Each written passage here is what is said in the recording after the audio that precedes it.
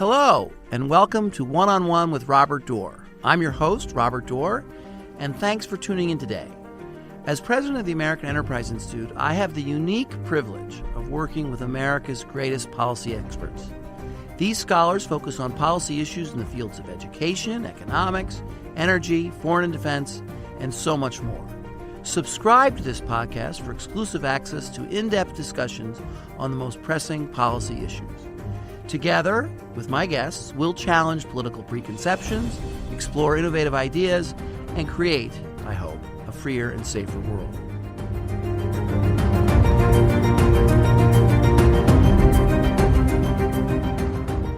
Okay, with us this afternoon is Zack Cooper, a senior fellow here at AI in the Foreign and Defense Policy team. He's also a professor at Princeton and the author of a great new book, Tides of Fortune, which is about the different ways various countries over the years have risen in military power and also shrunk in military power, and what that teaches us about the rising power of China and maybe the diminishing power of the United States. But we'll get to that in a minute. But actually, why don't you start out by just telling our listeners, Zack, what's the thesis of the book? Yeah, so first, thanks for having me, Robert. Always great to be on. The thing that got me interested in writing this book was that about 20 years ago, you started hearing people say that China had figured out the U.S. military. The U.S. military had spent decades and decades figuring out how to project power around the world. We use aircraft carriers, we use large forward bases, and that the Chinese had built some small and relatively cheap systems like anti-ship missiles that could hold at risk these assets. And so there was almost a panic in the U.S. Defense Department about what to do about this. And then all of a sudden, about a decade ago, the Chinese start building the exact same things that the U.S. has in its arsenal. Aircraft carriers start advancing forward bases around the world. And this seemed a little strange, given that the Chinese had just given us the blueprint for how to neutralize these large and expensive systems. And so the genesis of the book was trying to understand why on earth would the Chinese do this. And because it's almost impossible to find out any real information about what's going on in China, I thought, why don't I try and look historically at how countries have thought about this problem of rising and declining power in the past, and whether that might be motivating China's shift in its military investment. So are you saying that if I read the book, I'm going to learn about Imperial Germany's response to the Great Britain's Navy with the what were those big ships they built in the running up? The dreadnoughts. The dreadnoughts. Yes. And it's that these countries, these emerging countries, imitate the practices of the prevailing country, the more powerful one, and try to recreate their navy or their army to match. Even though China did that, even though they knew that the tactical uses of these various pieces of equipment weren't as strong as they used to be because of the emerging technology. Is that what you're saying? So I think imitation is part of it, but I think there's something even deeper, which is that countries want to do military missions that sort of equate to the level of power they have. So when you're relatively weak, you don't think you can go over across the world and change the status quo. You think you're just worried about your own neighborhood. This was sort of the United States in, let's say, the 1870s or mid-1880s. By the 1890s or early 1900s, the United States thinks, hey, let's build this great white fleet. Let's go abroad. We're a great power now, and let's show it. And I think you've got the Chinese thinking something similar. They want to change the status quo. Keeping up with the Joneses. Yeah, exactly. Yeah. And so they've invested heavily in all of this. Yep. And yet you think, given the current state of warfare, aircraft carriers and the ability to project big power around the world is maybe not the most wise way to spend money on military weaponry. That's right. I think it's not the most cost efficient. So it's not that you can't do it. The United States is pretty good at developing these large platforms and pushing them all over the map. But the reality is that it's more expensive than it used to be. And for the United States, we actually already are in place in the places that we care about. We have positions in the first island chain in East Asia, in Japan, in the Philippines, which we just need to defend. And so projecting power is a little bit less important than it's been for us historically when we were trying to actually go far across the oceans and really fight back against powers and change the status quo ourselves. Now we're really just trying to uphold what is already in existence. And for that, we can do some different military assets than what we've used historically. Okay, I'm going to just stay on this for one more point, because we're talking not only about what the United States should do, but we're talking about what China has done. And could one look at your thesis with regard to the rising powers of countries and what they do military, to conclude that suckering China into investing a great deal in aircraft carriers and the projection of power is actually good because it depletes their resources and it taxes them in a way that's ultimately going to cause them a problem. Is that a fair way? Could you look at it that way? Absolutely. In the Cold War, we thought about cost-imposing strategies with the Soviets. How could we get the Soviets to spend money in areas where the return on investment from the military investments they were making was low? And so we tried to get them to invest in air defenses, for example, which were expensive and not that good, but they had to do it to defend certain sites that they were worried we could attack. This is kind of the similar equivalent in my mind, which is how can we get China to invest in areas that pay low returns for them and are relatively easy for us to neutralize? And every dollar the Chinese spend on a very expensive aircraft carrier that I think we could neutralize if we really tried hard to, is probably a dollar or a lot of dollars that they're not spending on other things. So I noticed as I read your book and a couple of your essays that are published around the time of your publishing of your book, you have a tendency to divide things into three things. There's a lot of three things in Zack Cooper. And one of them is description of powers. And you say they're either rising, they're either peaking, or they're declining. And I think I know where you're going with this, but which is China? China has been a rising power. I don't know that China is still rising. It might actually be peaking today, but I think you would say at least until maybe 2015, it was rising, and then it started to slow down pretty significantly. And what about the United States? So I know this is going to make some people a little anxious. So I think if you just look at the data, the United States has been declining, not in absolute terms, but in relative terms. We were about 50% of global GDP at the end of World War II, and we're closer to 22% today. So it hasn't been a terrible decline. 22% is still a pretty significant amount of GDP, but relative to China, we had over a 10-to-1 advantage in GDP decades ago, and now it's closer to 1-to-1. So in relative terms, we have declined. That doesn't mean that we're going to continue to decline in relative terms in the future. I actually think America's future is quite bright. But there are economists at AEI who would agree with you that the metric that should be used is gross domestic product. I'm sure I can hear them now telling me, yep, that's it. But is that, as a military historian, do you think that's the one to use? So our friend Mike Beckley here at AEI would say that my metrics are the wrong ones to pay attention to and that the U.S. still has great staying power. And I broadly agree with the point he's making, but I would also note almost every power chooses to assess the measurements of power that advantage them the most.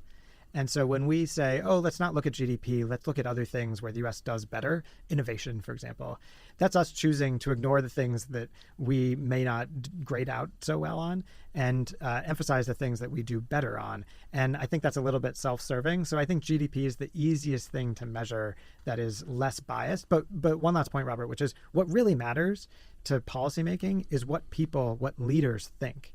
And so how they think about changes in power is really what I think we should be paying attention to. Well, given that we were talking about military power, I was thinking about the metrics of military capability, size of the Army, the size of the Navy, size of the various quality and capacity of the Air Force, number of ships, all those things. Where is the United States on that in relation to China right now? It's not a great picture. The Chinese Navy is now larger in terms of number of ships than the U.S. Navy. Its Coast Guard, which is essentially a paramilitary force, is huge and very active.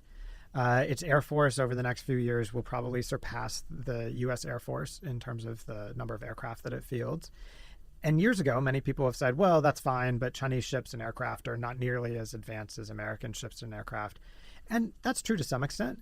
But the Chinese have caught up quite quickly in many areas. So the U.S. used to have both a quantity and a quality advantage. Now what we're seeing is the U.S. is in some areas actually behind on quantity and probably has a shrinking quality edge. Okay, well that's very sobering and mildly depressing. But we'll get back to that. So another area in which you talk about triplets or three words in a sequence.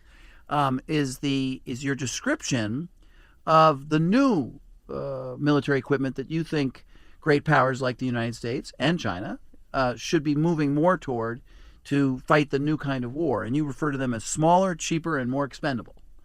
Tell us about those. What are we talking about here? So we're talking about things like if you've watched videos of the Ukrainian military, operating. They use relatively cheap systems, and now they're doing something like 70% of the damage in terms of casualties to Russia are being done by things like drones. Some cases, $150, $300 drones. They've also done this at sea with essentially ski-doos with explosives on them that are able to sink large ships.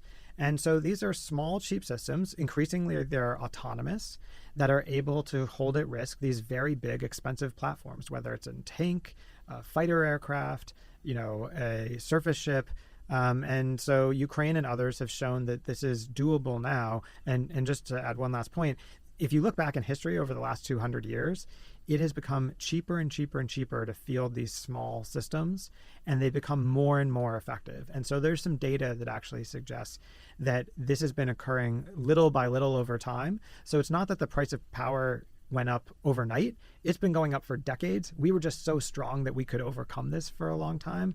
But as relative power has sort of changed, the U.S. now has to make, I think, some hard choices.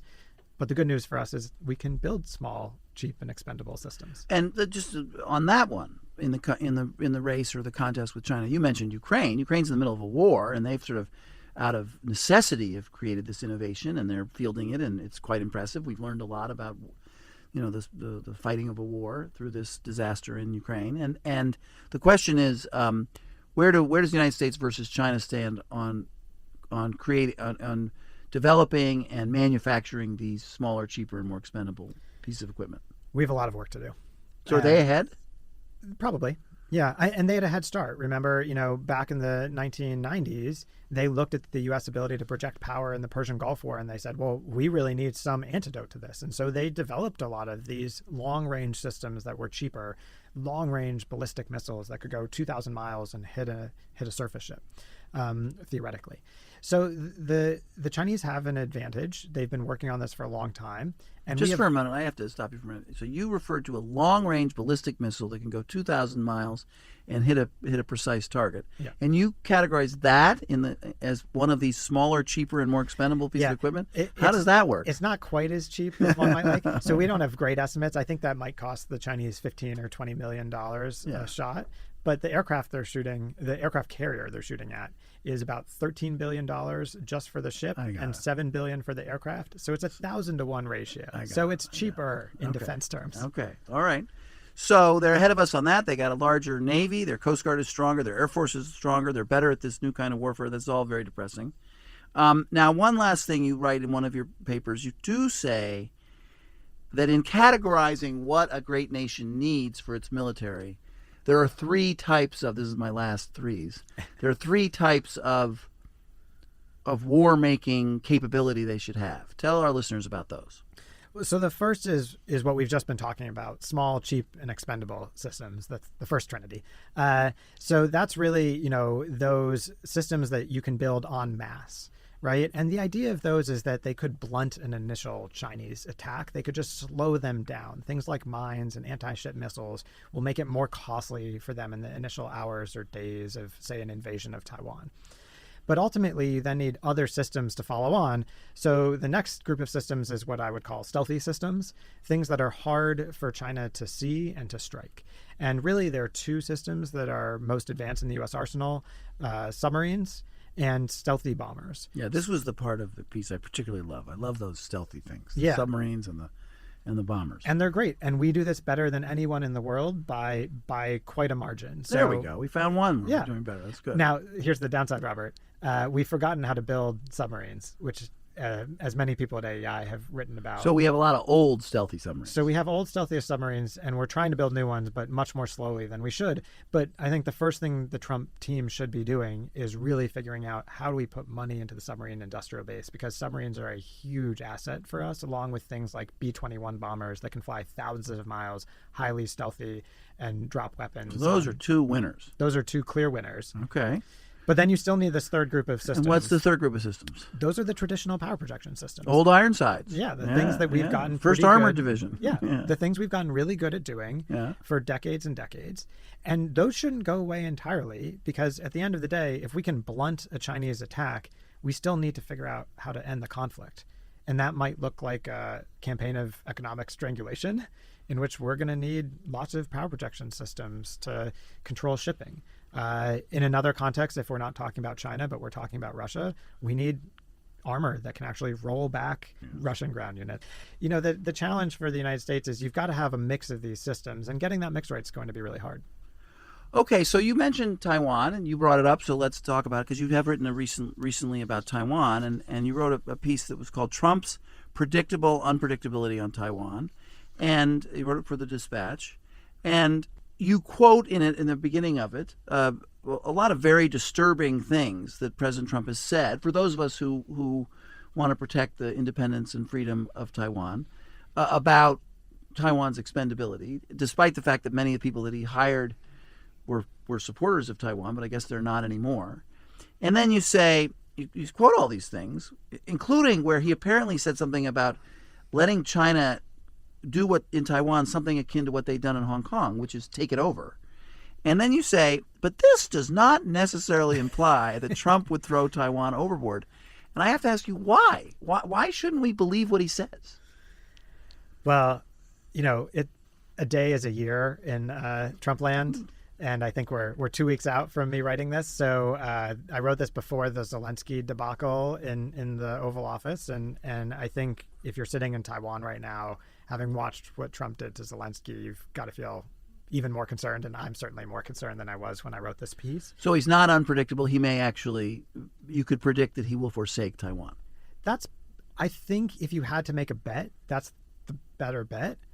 But I also think there's some challenging data out there. So his top Asia expert is someone whose only expertise is, his main focus is on Taiwan issues, about how to defend Taiwan more effectively. This path down of saying, well, he's bad, but we've got aides that are better and we'll persuade him, that hasn't worked either, Zack. Right. So and I think this is important. And as you noted, in the first term, these aides did constrain Trump to some degree. And in the second term, maybe they won't. Who is this top Asian person you're referring to? Ivan Kanapathy, really smart guy. Protege of Marine. Pottinger, maybe? Protege of Pottinger? He is. Where's Matt Pottinger these days? That's right. Matt is unfortunately writing an op-ed saying on the that outside. He's on the outside, but he's not even criticizing the inside.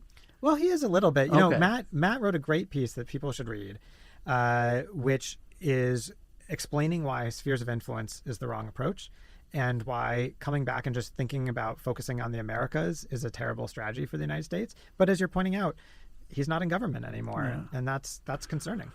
So, okay, because so in other words, you what I think you just said was, well, I was hoping that he was unpredictable, and therefore there was some hope he would stick by Taiwan. But now, because of most recent events, you're not thinking he's that unpredictable, and you're worried that no, it's likely that he is going to forsake Taiwan.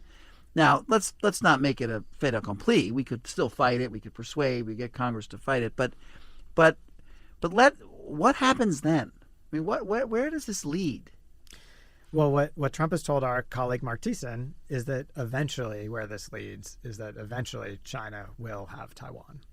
Now, he says it's not going to happen while he's in office, but I think that's the risk, is that people on Taiwan think that the U.S. is not going to stand by them, and eventually they just capitulate. And I think this is now the big challenge for many of us who want to support Taiwan, is how do we politically persuade people on Taiwan to make the tough choices they need to make and have the confidence that the U.S. is going to be there for them, while at the same time some in the Trump administration are suggesting that we should pull the rug out from under them. When I think about this, I always think about, that AEI scholars, AEI generally should always be on the side of freedom. But it does make me realize that there are kind of four kinds of freedom. There's economic freedom, there's cultural freedom, there's religious freedom, and then there's political freedom. And I have the sense that the Trump people love economic freedom, and so long as that's going on, they're happy. They're kind of okay with cultural freedom, except the extreme Christian right. But culturally, the Secretary of Treasury is a gay man with 2 sons and a married husband. Mm-hmm. So they seem to be kind of open to a cultural diversity. Mm-hmm. And they of course support religious freedom. I think they would say they do, but they don't have much regard for political freedom. And what do you think of that theory that they don't care so much about political freedom, that they're comfortable with autocrats and they're really uncomfortable with a rambunctious democracy? Do you agree with that? One thing that my friends in the Trump administration told me in the first term very often was they didn't think Trump liked autocrats because they were autocrats. He liked them because when they made a commitment, they could follow through. Whereas these Democrats would say, oh, maybe we'll increase defense spending, but I've got to go talk to my parliament. And, you can kind of understand that logic from Trump. But I have to say, watching Trump call Zelensky a dictator and praise Putin was jarring for me. When we know that Zelensky's elected and following constitutional rules, he can't go up for election while they're in a conflict, and where Putin has, theoretically been elected, but only by killing his main opponents and by rigging the vote. So I worry that we're heading down a path where the United States is unfortunately supporting the dictators that we should be opposing. One other thing, Zack. There's also this, I think I read something where, and you didn't write this, but just I want to try this on you, where the early parts of the administration putting out words about the Panama Canal and Greenland and showing that, well, I'm going to let them have theirs just as long as I get ours. Yeah. And I just wanted to ask you, isn't it possible that they could get theirs and we're not going to get? I mean, is he really going to send troops to Panama or send troops to Greenland? I have a piece coming out in the American Enterprise magazine, the newly created magazine, that talks about this a little bit. So what I worry about is this idea of spheres of influence getting too much traction. We've rejected this logic for a century. And embracing it now doesn't make a lot of sense to me. But you call it spheres of influence. I was taught in 7th grade at St. Anne's in Brooklyn, New York, balance of power, European balance of power. Yeah, let's have a balance of power. Is it the same thing? Well, not really. You have your sphere, I have Yeah. mine, and we'll just balance it all out, and then we'll have peace. Yeah, it's kind of similar, except that we have an imbalance of power because the Russians are not actually powerful. They were once, Russia was once called a gas station masquerading as a country, right? Yeah, right. Russia is 1/11th the economy of Europe. Why are we treating Russia as if it's some remarkable great power? Yeah. It's not even one of the top 10 economies in terms of GDP in the world, and we're acting like the US and China are somehow equivalent with Russia. I think this is just wrong-headed. Yeah. Well, it does. Okay, so now we're going to the last question, and that is, I don't know if you write about this. Do you think there's an effect on foreign policy related to China having to do with the power and influence that Elon Musk has in the White House? I do. And I think it's pretty clear what that influence is. And if you talk to the Chinese, they're very excited about Elon's influence. And I think there are two things that they're excited about. One is that about 1/3 of Tesla, 1/3 of its revenue comes from China. And so that gives the Chinese government tremendous leverage over someone who has tremendous leverage over the president. And so just stop there, just so our listeners get this. So that means that 1/3 of the revenue from Tesla comes from the sale of Tesla cars into China. Also the production of cars in China, because Tesla Shanghai is one of the main production hubs it's as both. well. Yeah, the cars built there are sold in the United States. You consider revenue from that to be revenue from China. Okay. Yeah. So cars built in China, sold in China, but also sometimes exported elsewhere from Shanghai. Yeah. I thought a large chunk of the manufacturing took place in China. That is absolutely true. Yeah. It's a Chinese automaker. Yeah. One of the many now. Yeah. Yeah. So one thing I think the Chinese know is, and they did this in the first Trump term, they can put the screws to businesses to try and get them to intervene with Trump on their behalf. And they're absolutely going to do this with everyone they can. And Elon Musk is the most obvious and easiest target for them. So I think that's one thing. The only other thing I'd say is when I've talked to Chinese recently, boy, they are overjoyed that Elon and others have gotten rid of USAID. They feel like they're in an ideological battle with the United States, and the U.S. is kind of getting rid of the elements of our system that are actually capable of fighting that battle. And they feel pretty excited about that. Yeah, but Zack, I have to challenge you a little bit about that, because USAID, I never thought was that effective in advancing American values and American principles. And I also thought it was infected by, I think this is a legitimate point, infected by the anti-Americanism of the left. I mean, you got to agree that the Trump people have a point there. Oh, sure. But the problem is it's not just USAID, it's the National Endowment for Democracy and the International Republican Institute, which, is a, long time supporter of democracy worldwide from a Republican standpoint, right? Yeah. So it's not just USAID itself. Also Voice of America. Voice of America, those. right? Which we're seeing major changes to. Yeah. And, I'm the board chair of a group called the Open Technology Fund, which is funded by the U.S. Congress. And we try and break into the information spheres in China and Russia, and there's some sense that that's going to get shut down. So I think what we're seeing from our autocratic enemies is a lot of excitement that some of the things that they've struggled with the United States going back to the early Cold War period look like they're going to be thrown to the wayside. Yeah, and that does remind me, I was over at the Trump White House in the last Trump administration, and I was discussing with a high-level official that AEI scholars would be supportive of much of what the Trump administration did, but also critical. And I gave an example of the Trump administration issued a statement of congratulations on the celebration of Mao's victory in China and the creation of communist China. And I said, that's the sort of thing our scholars don't really like. And this very high-level official said, well, that's something we could care less because we're done telling the rest of the world how to run their countries. And we just don't do that anymore. It was a very fierce reaction to Bush to State of the Union, inaugural address. But it was more than that. It wasn't just that was an overreach. It was that we don't even like any of that. Not Reagan, not JFK, not Eisenhower, not Truman, none of it. We don't even like ourselves. And so we aren't willing to project the strength of America to other places. That might have been true 5 years ago. But then I look at what Trump administration officials have said in Europe the last few weeks, where they actually seem very happy to weigh in on European Yes, that's true, politics. But you're right about that, and that's sort of an interesting contradiction. But what did you think? We'll now just talk a little bit about the infamous Zelensky discussion. I found it interesting. There's a little bit of sidebar before things got tense about how they had challenged the Prime Minister of the United Kingdom on free speech issues, and there was sort of a nodding agreement. Yes, we're really on them for that, but Russia is much worse free speech country than the UK. Do you agree with that?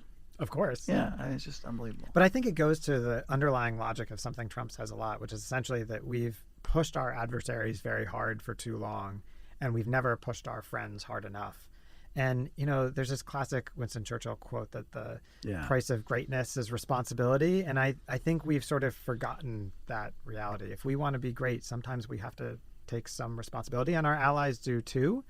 But I think we're over indexing on pushing our allies hard and under indexing on reminding our adversaries that they have to follow some rules also. But isn't there some Eisenhower quote? And the only thing worse than fighting a war with your allies is not fighting a war. That's right. Like that? Yeah, exactly. Yeah. So, I do think that. I think you would acknowledge that Germany, France, the UK does need to do more. Oh, absolutely. And on that score, that's where, to use a funny phrase, given the context, a Trump card could be played. Yeah. All of this could be pulled back.